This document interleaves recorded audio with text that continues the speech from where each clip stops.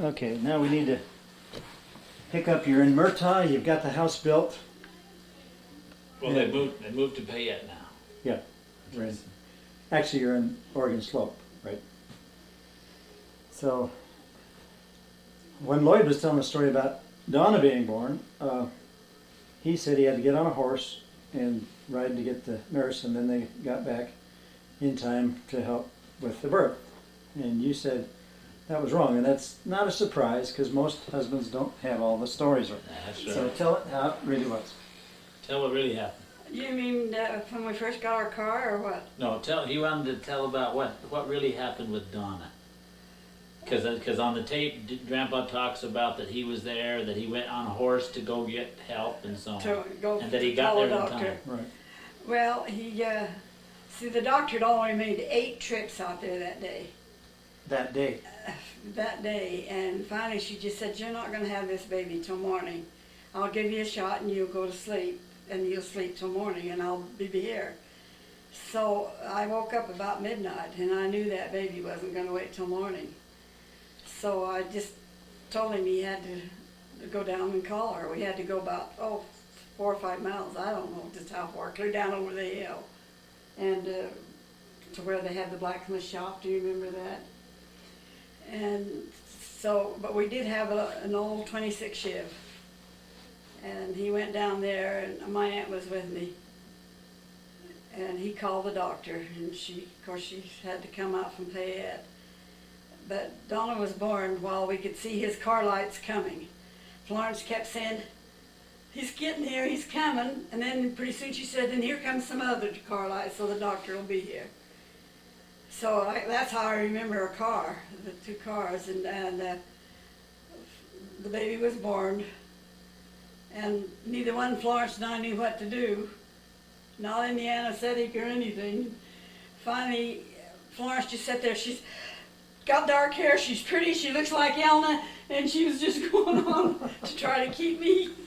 But now, isn't it Donna that had trouble breathing to start with? Yes, and when the doctor got there, Lloyd got there just ahead of the doctor a little ways. And see, he said he got there before she was born. But she was born when we could see the car lights coming. Right. So, of course, it wasn't very good roads. But anyway, we neither one knew what to do, and it was in the 10th of September, and the evenings were cool. We should at least wrapped her up and got her warm. Right. But we didn't. There you're still hooked on to afterbirth and Right. all of this, and so you just wonder what's going to happen. And of course, when the doctor got there, why, that's the first thing she got was to grab the baby. And she had my aunt hang on to me so that I wouldn't hemorrhage. And then she had to dip her in. And then the rest of the story is right. They had to dip her in hot and cold water to get her to cry.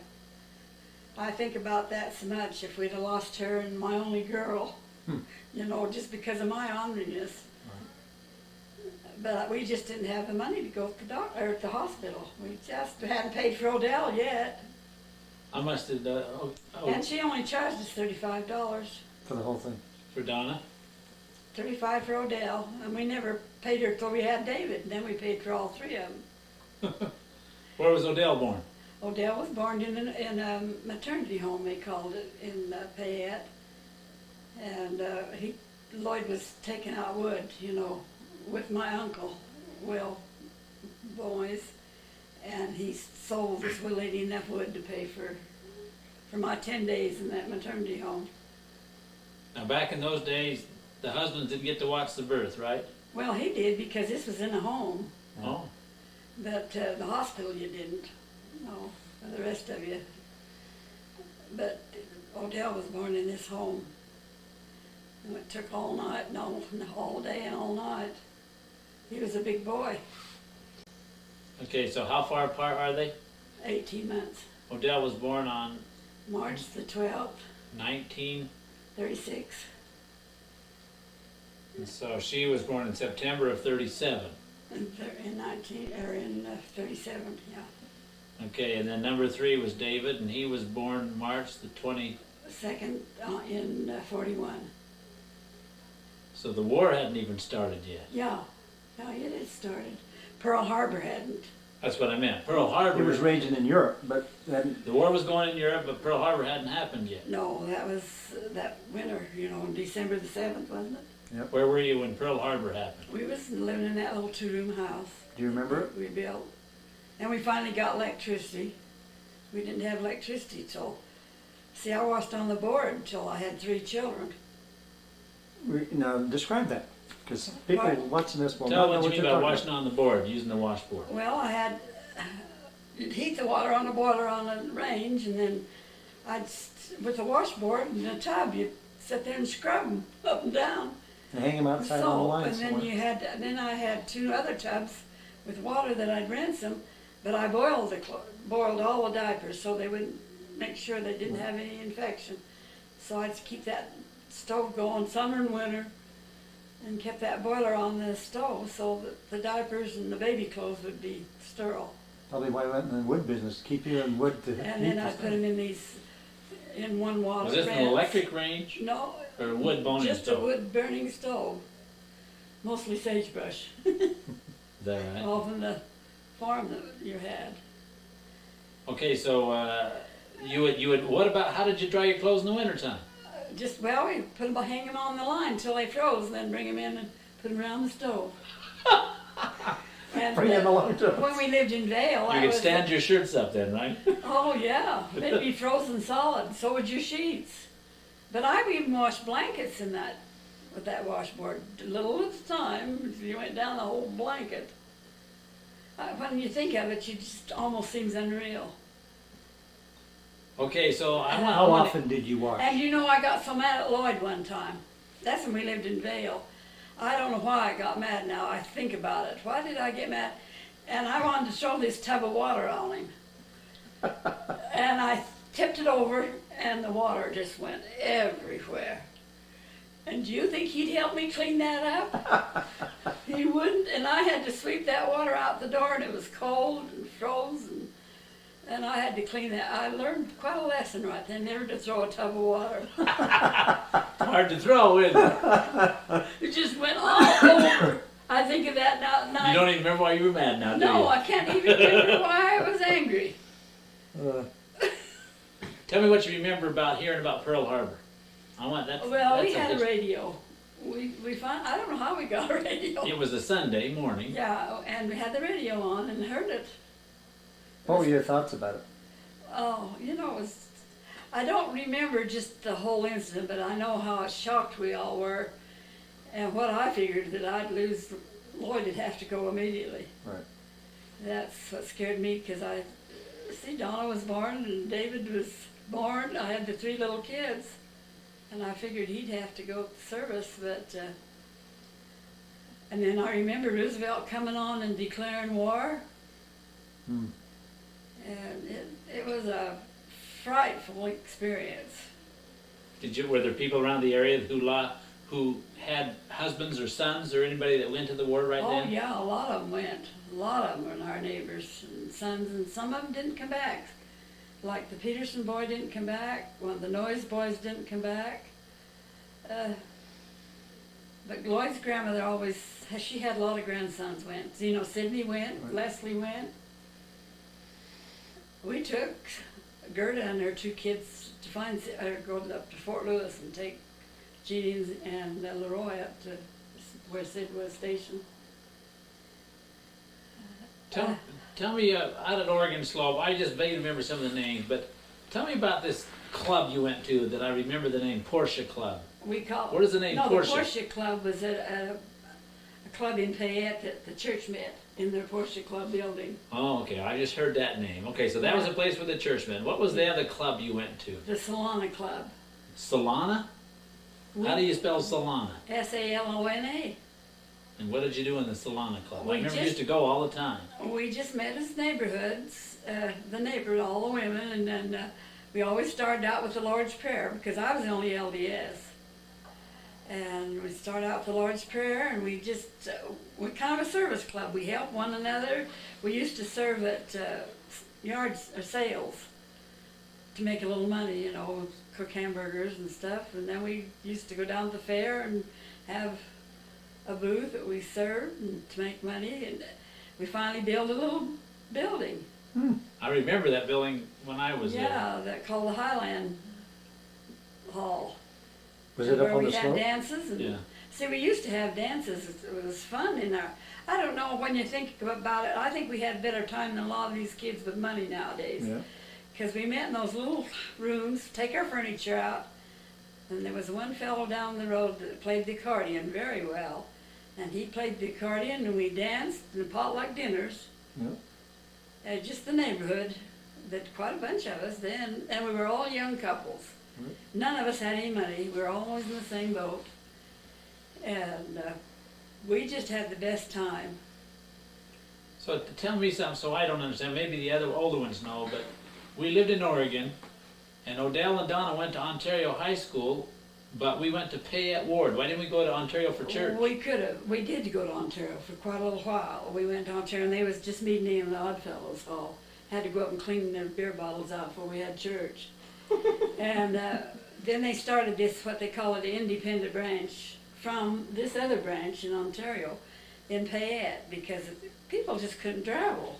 Right. You know, didn't have the money to travel or didn't, and they gave us our choice. We could go to Payette or Ontario. What was the distance into Ontario? It was 5 miles to Payette and 7 to Ontario. So it was a little closer to Payette. So you went back because it was closer. It was a little closer, and they needed help so bad. Right.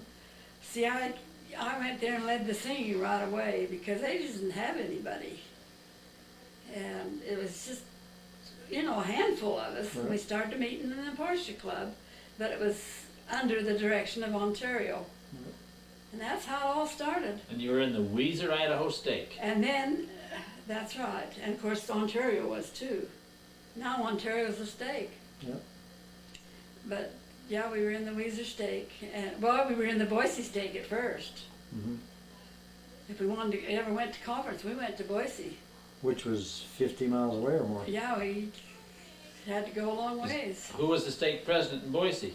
Uh, Because Ezra Taft Benson was the state president back in those days. He was one of them, and then Brother, I was trying to think of his name, Brown, I think his name was, and then he was the first stake president in Weiser Stake. But he was also in the presidency in Boise.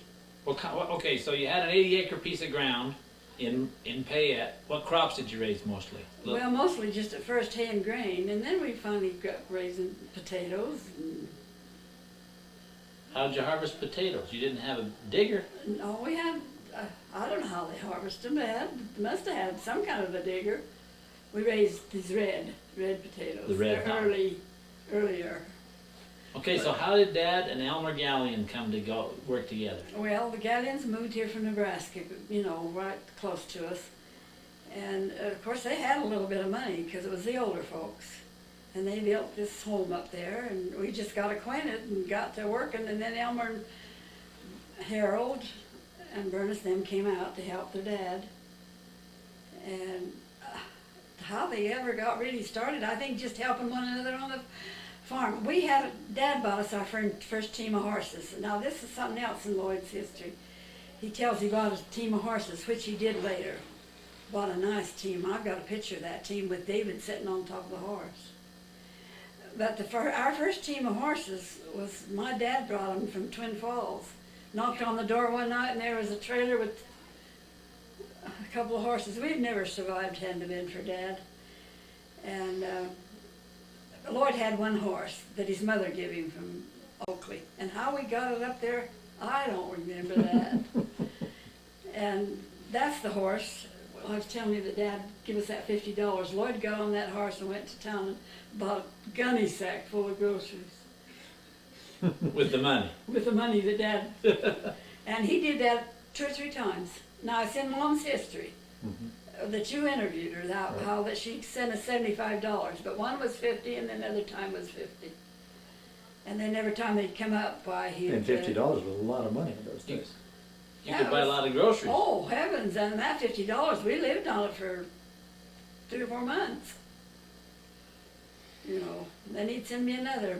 I don't know how we'd ever... And then we bought us a separator. You know, we would first just taking the cream off of pans. Right. And we'd save the cream, and I'd walk to town and sell it buy him a pair of overalls. You could buy a pair of overalls with a gallon of cream. And, you know, get a little few groceries with this gallon of cream after we got a cow. Oh, gosh. And then we finally decided to buy a separator, and we bought it so we could separate the milk and have the cream to sell. And then we didn't know how we was going to pay for that separator. So he went to Ontario some way and signed up to go to work for the WPA. So they had WPA was started by Franklin Roosevelt. yeah, and so they came out to interview us, you know, see how poor we were. Yeah. And he was going to go to work on the WPA, and at that time a rock crusher came in just below the hill. And so Lloyd went down and applied for work and got it. So he never did work for WPA. So he never did work, well he did, he and Fred worked for it, you know, but that was years ago. Right. And so he went to work on this rock crusher, and my gosh, we were rich. We went right down and bought us a dining room set. Dumb kids, you know. You paid for your separator though. But we paid for the separator, and that started us. Yeah. And this cow we bought, she was the best cow. I guess the Lord must have known she had nothing but heifer calves. And that started our herd. Yeah. And we, to get our first car, we traded one of her heifer calves for this car. There was no cash involved. No cash involved. They figured the car was worth $30. So your first car was a what? 26 Chev. What color was it? Black. It was dark. And poor Lloyd. Was it the kind you had to crank in the front? Well, no, it had a starter, but you had to crank it most of the time. Oh. But the only thing about that car, the ring gear and pinion didn't last. And Lloyd would get on the horse and run down to the wrecking yard and buy one and come home and put it in, and then we'd go to the show. Or we'd go somewhere. And then we traded that for a 28 Chev later. It was just a one-seated car. A coupe, 28 Chevy coupe. But anyway, Do you remember all the cars you had? What years they were and stuff? and then that 28 Chev, we got a Dodge. Pretty nice car. Dodge. No, let's see, I think we got a Buick in between that. Now, how I can remember that Buick was the night we got it, we went up to show Bernice and Elmer our car. We'd been to Boise and got it. And it Was it new or is it used or what? No, it was an old used one. We went up there and they were out in the street. They seen this car light coming. Kenneth Galleon had, not Kenneth, Gary. Jim Oh, Jim Galleon. had drank in some fuel oil, and he was almost a goner. And they were just seeing this car coming. They didn't care who it was going to stop. And it was us going up there to show him this car. We got in the car and took him down to the doctor, and the first thing she done, we didn't know what was the matter. We thought maybe he choked on a chicken bone or something. And of course, just as soon as we got to the doctor and she could smell his breath, she said, oh, he's got fuel oil. So she pumped his stomach. And he was really, really sick. He got pneumonia over that. That's when I tried to get Bernice and Elmer to let us have the elders come and minister to him. Of course, they didn't belong to church. Right. That didn't mean anything to them. Yeah. And but really, that night saved his life. You were in the right place. That was The Lord could use you. Jim. Okay, so now, We really had some experiences. how many years between were you up there on the Oregon slope? From We- 1930, We moved there in 56. 36. We moved to Murtaugh. No, I'm saying you were on the Oregon slope from 36 to 56, right? So 20 years, and so every one of your children were born when you were on the Oregon slope. That's right. Odell was also born. So Odell and Donna and David and myself and Stephen were all born in that area. Yeah. And then in 1956, I think it was 56. well, that was because I was You was the second grader. You That's was in right. I didn't go to the first grade. My first grade was at Pioneer School Yeah, and down there by the river. yeah, still standing. It is, and I got a picture of myself at the Pioneer School just this last summer. Okay, so now, why is it that we moved back to Murtaugh? Well, Grandpa found this, or got this ground, 160 acres, that he had to prove up on it. So he drilled a well. Now, Dad drilled, I remember up there watching that drill. Yeah, he had to drill a well. So and- the idea was is that Daddy felt like he could do better moving back with more land, is that right? Yeah, more land and better soil. Better that soil. soil up there on the Oregon Slope was not, the lower part of Oregon Slope was good land, but that up there where we lived was, you know, it wasn't the worst, but it Sandy wasn't and good shale. soil, and it was awful hilly. So Dad went to Murtaugh, saw that it was good land, decided it was time to move. Did we sell the home and the land before we moved? Before we moved, yeah, we put it up for sale, and the Thompsons that live there now bought it. How much did they sell it for, do you remember? Oh, I can't remember, but I think it was around 11,000. 11 or Okay. 12,000. And you got it for essentially just developing it? Yeah. A few $100s in developing it? Yeah, we did. Well, although drilling the wells was expensive, and putting the electricity up there. And Okay, so we moved to Murtaugh in '56. I remember we moved into a home that was built by Bill Egbert, right, and it was his home, and they went somewhere else. they went to Twin Falls. They went to Twin Falls. Yeah, And so that's the home that I first remember. I have very few recollections of the home on the Oregon Slope, other than that little tiny pine tree we used to jump over, play around in the front yard, and that tree now stands about 75 feet tall. You used to it jump was over. a nice home. We finally, after we lived in this little two-room house, we sold it to a man that was moving it, and we borrowed $2,400. I thought we were absolutely going in debt up to our eyebrows. Well, we did. And I called my dad. I said, "Shall we do it? We could build this home for $2,400." It sounds unreasonable now. And we built this nice five-room home With a basement. full basement for $2,400, and it was all built, contracted, painted. You know, the plumbing, the bathroom fixtures. That was, you know, had bathroom in it, and for $2,400. We think now, why didn't we buy five? We could have borrowed $5,000. We could have had a mansion. But, and then Eleanor Roosevelt put us up new outhouses.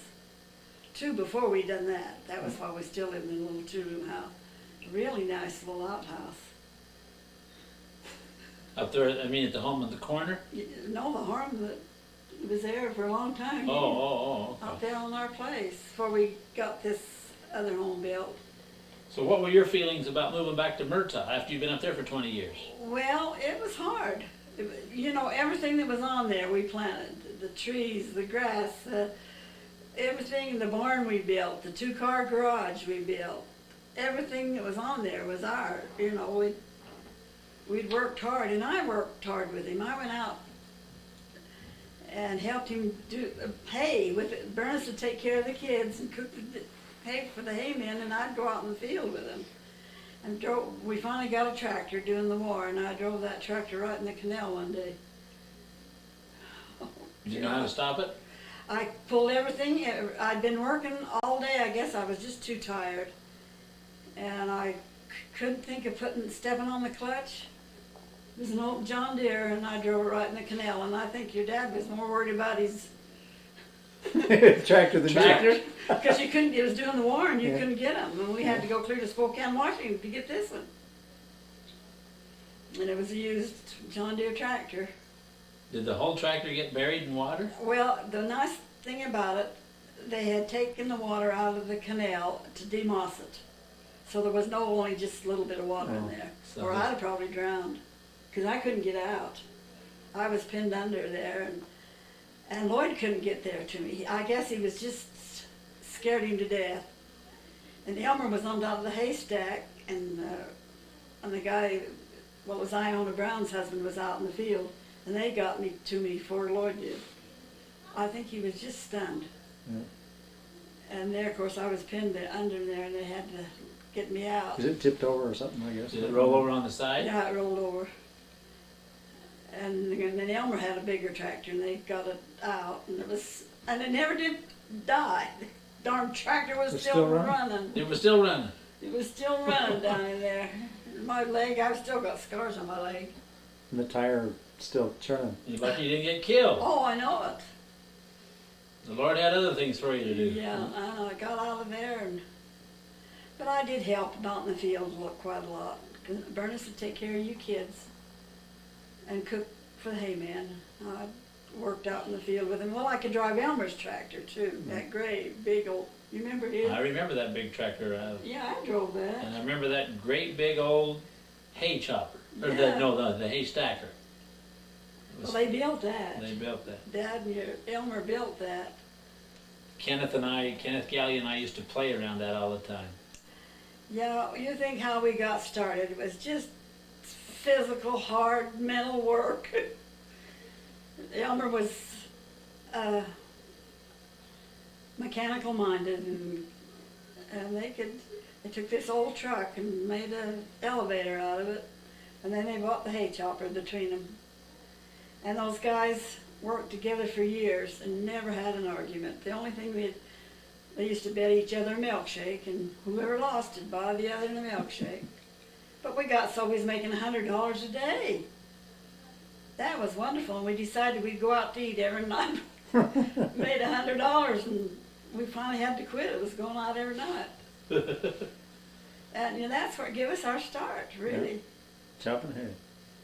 Okay, so while you were in Murtaugh, I know that Dad was in the bishopric with Dean McDonald and That was in Payette. in Payette. Yeah. What are some jobs you had in the church up in Payette? Well, I always led the music. When all you kids played the organ, and Donna did. And then I was in the mutual presidency. I was in the primary. Then I went in the stake board. Lloyd and I were dance directors for quite a few years, and then I was on the stake primary board, and also, of course, in the MIA with the dance program. So on the stake board. All right, so then we moved to Murtaugh in '56. When we moved there, I was a second grader, so David was about... David was a sophomore in high school, and he stayed and finished the sophomore year in In he Ontario? stayed with Bernice and Elmer. So he only went to 2 years at Murtaugh. That's right. I didn't Graduated know there as valedictorian. Yeah, he was the smart one of the family, I knew that. And then Stephen started to school Murtaugh Stephen went, till he was the 6th grade before we moved to Logan. that's right. And you was a senior. Yep, I wasn't really excited about moving away with 1 year of school left, but they did not give me the option of staying. Wasn't any choice. I was moving to Logan. Do you remember when I gave you that tape of the B-47? Not really. The tape. I took with me on a flight a tape recorder, and I put the microphone in the Oh, earpiece. yes, I do too. Yes, I I wish do. I had made a copy of that, because I'd love to have that to this day. That I remember that. In fact, you told me if somebody got this out, this would be breaking every law in the country. I That's think. true. Do you remember what was on it? Because I kind of forgot. Well, I remember that you said, "I'm now looking down over somewhere in North Dakota or South Dakota," because you said you were going to be landing at an Air Force base up there somewhere or something. I remember I'm saying, "Wow, he cleared the Dakotas." We were doing low-level bomb runs, but we didn't ever land. We took off from Mountain Home and landed at Mountain Home. Oh, I see. It was an 8-hour flight. But you did. It was. I remember you talking about we're now looking over the Dakotas or something like that, and. But it was the funnest thing for me was to hear people talking back and forth in the airplane. You know, The air refueling and so forth. Yeah. What I thought I did, is what I intended to do, was turn it on for the takeoff roll, because it was only a 30-minute tape. Right. And then I turn it off when we got to 10,000 feet or something, and then I turn it on for the air refueling. So you hear all the chatter of the refueling connection. Then I turn it off till we started a bomb run. Then I turn it on for the bomb run. And I don't remember what all was on it, but anyway, it was an 8-hour flight reduced to 30 minutes. And that was on a little reel-to-reel. I remember getting that. Reel tape. Wish I had that now, because just the language and the chatter of a combat crew would be valuable. No kidding. No kidding. Okay, so when we moved to Murtaugh, that land up on the hill was sagebrush still. Because I remember going up there and I'm saying, "This is not a farm. This looks like a desert." Yeah, Grandpa had to clear all that sagebrush off. I remember going up there from time to time, and there were great big huge rows. Yeah. Like, and somebody had taken a swather down and made windrows Well, he hired of sagebrush. a sagebrush, whatever you call them. And then Dad would go up and burn it. Burning them. And now that land up there is selling for $2,500 an acre.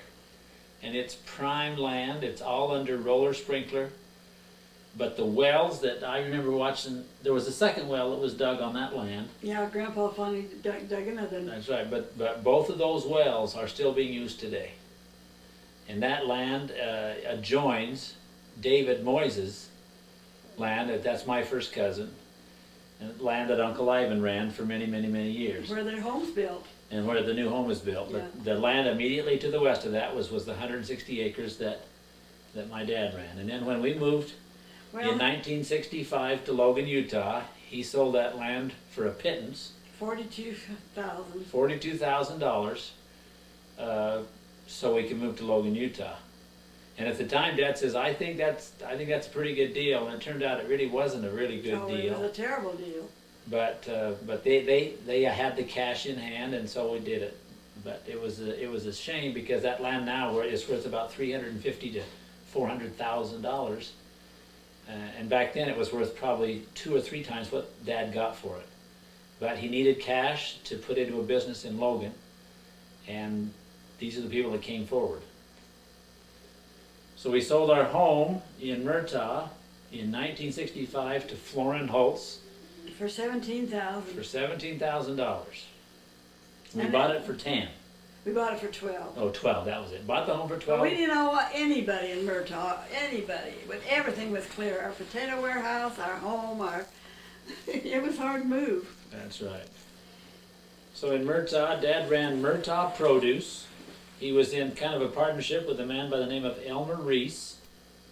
Well, Elmer didn't come into it for a couple of years That's or so. right. But I remember Dad's name and his name were on the sign. It said Murtaugh Produce, famous potatoes, and Dad's name was on one corner and his name was on the other. And I think Donna made that sign. She could have. I'm pretty sure that I remember Donna made that sign. And that little Murtaugh Produce was where during the pea harvest for many, many years, when I lived in Logan, and in fact I was married, I would go back to Murtaugh, and we called that little Murtaugh Produce warehouse was our base of operations. We had a trailer house that we parked in there. Keep it out of the hot sun. To keep it out of the hot sun because it was Yeah. cool, because we could sleep there in the heat of the day and stay relatively cool.